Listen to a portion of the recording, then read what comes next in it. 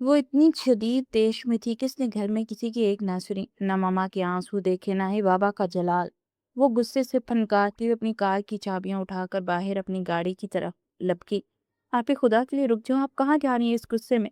منیہا نے جب ابیہا کی یہ پاگل پن والی حرکت دیکھی تو وہ ہڑبڑا کر اس کے پیچھے دوڑی اور اس کی گاڑی کی فرنٹ سیٹ پر خود بھی بیٹھ گئی۔ ابیہا نے گاڑی کو ایک خطرناک سپیڈ کے ساتھ آباد منزل کے گیٹ سے باہر نکالا اور سڑک پر دوڑا دی۔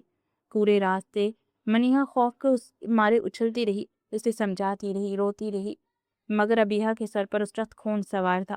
وہ پورے راستے آریان کے خلاف زہر اگلتی ہوئی چیختی چلی جا رہی تھی۔ کچھ ہی دیر میں اس کی تیز رفتار گاڑی آریان کے اسی 5 اسٹار ہوٹل کے سامنے جا کر رکی۔ وہ گاڑی کا دروازہ زور سے بند کر کے تیز قدموں سے ہوٹل کے اندر داخل ہوئی۔ منیہا ہانپتی ہوئی سہمے ہوئے قدموں سے اس کے پیچھے لپک رہی تھی۔ ابیہا سیدھی آریان کے پرائیویٹ کانفرنس روم کی طرف بڑھی جہاں باہر میٹنگ ان پروگریس کا بورڈ لگا تھا، مگر ابیہا اس وقت ہوش و حواس سے بیگانہ ہو چکی تھی۔ اس نے گارڈز کو پیچھے دھکیلا اور دھاڑ سے دروازہ کھول کر اندر داخل ہوگی۔ کانفرنس روم کے اندر کا منظر یکسر بدل گیا۔ آریان اس وقت اپنے ہوٹل کے بڑے بڑے فون کلائنٹس اور بزنس پارٹنر کے ساتھ ایک انتہائی اہم میٹنگ میں مصروف تھا اور اسکرین پر کچھ پریزنٹ کر رہا تھا کہ اچانک دروازے کے اتنے زوردار طریقے سے کھلنے پر وہ ایک دم بری طرح چونک کر مڑتا اپنی جگہ ساکت ہو گیا۔ میٹنگ میں موجود تمام ملکی اور غیر ملکی کلائنٹس نے بھی حیرت سے مڑ کر دروازے کی طرف دیکھا۔ ابیہا ہانپتی ہوئی صرف آنکھوں کے ساتھ آریان کے بالکل سامنے آ کر کھڑی ہوگی۔ آپ کی ہمت کیسے ہوئی آریان افریدی کہ میرے بابا کو مجھ سے شادی کا ایک گھٹیا پرپوزل دینے کی؟ ابیہا نے میٹنگ کے سائلنس کو اپنے چیختے ہوئے لہجے سے تار تار کر دیا۔ آپ نے مجھ جیسی لڑکی سے شادی کرنے کے بارے میں سوچا بھی کیسے؟ کیا آپ کو لگتا ہے میں آپ جیسے چگلخور اور دوگلے انسان سے شادی کروں گی جس نے جان بوجھ کر میرے بابا کے کان بھر بھر پہ میری جھوٹی سچی شکایتیں لگا کر یہ نکاح کا زبردستی رشتہ طے کروا لیا تاکہ آپ مجھے اپنی قید میں رکھ سکے؟ ابیہا کی انتہا درجے کی بدتمیزی اور نازیبا گفتگو پر میٹنگ روم میں ایک دم سکتہ چھا گیا۔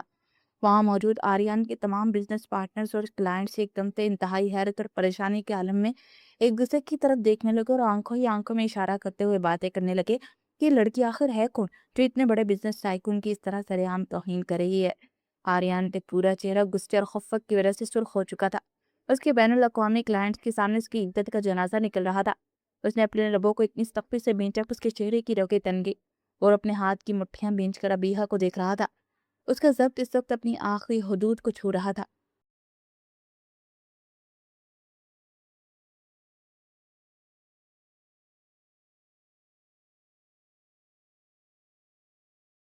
پرسکون تھا، سینے پر ہاتھ رکھے گہری نیند سو رہا تھا۔ انیسی نے اس کے ماتھے سے پٹی ہٹائی اور اس کے چہرے پر جھک کر ہلکے سے بولی، عارف اٹھیے نا، میڈیسن کھا لیجیے کچھ کھا کے۔ اس کی آواز سنتے ہی عارف نے نیمواں آنکھیں کھولی۔ انیسی کو اپنے اتنے قریب دیکھ کر بخار کی مدہوشی میں اس نے فوراً اپنا ہاتھ بڑھایا اور انیسی کی کمر میں ڈال کر اسے کھینچتے ہوئے اپنے اوپر گراتے اپنا چہرہ اس کے ریشمی بالوں میں چھپا گیا۔ انیسی کا دل جیسے دھڑکنا بھول گیا، اسے اپنی دھڑکنیں کم ہوتی محسوس ہوئی۔ وہ اس کی گرفت سے نکلنے کے لیے تڑپی، مگر عارف کی گرفت بخار کے باوجود لوہے کی طرح مضبوط تھی۔ میں بہت ادھورا ہوں تمہارے بنا میری جان، عارف نے بخار کی تپش اور مدہوشی میں ڈوبے لہجے میں ہولے ہولے بولنا شروع کیا۔ اس کی آواز میں بلا کا سوچ تھا، بہت محبت کرتا ہوں تم سے، بہت زیادہ۔ میں نے تمہارے علاوہ کبھی کسی سے عشق کا تصور ہی نہیں کیا۔ اسے خود میں سموتے گویا اپنے دل کا سارا سچ اگل رہا تھا۔